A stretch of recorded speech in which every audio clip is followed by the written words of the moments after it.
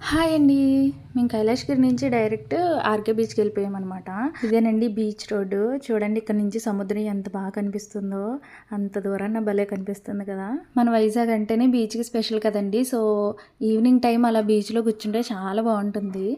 So, అందుకే మేము evening time prefer చేసామనమాట. Morning అంతా కైలాష్‌గిరి తిరిగి ఈవినింగ్ బీచ్‌కొచ్చాము.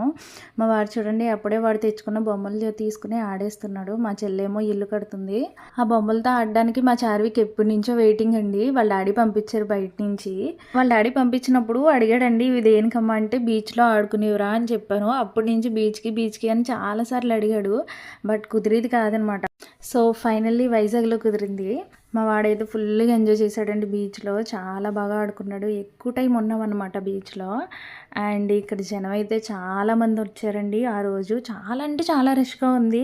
ఇంక పుష్కరాలే అనిపించింది నాకైతే. పుష్కరాల టైంలో జనం ఎలా ఉంటారు స్నానాలకి. సో, అలానే అనిపించింది. అంతమంది ఉన్నారనమాట. మరి ఏంటి అనేది తెలీదు రీజను. నేననుకున్న నాకులాగే హాలిడేస్ ఎండింగ్‌లో వచ్చినోళ్ళు చాలామంది ఉన్నారు. వీళ్ళందరూ కూడా వాళ్ళేనేమో అనుకున్నాను నేను.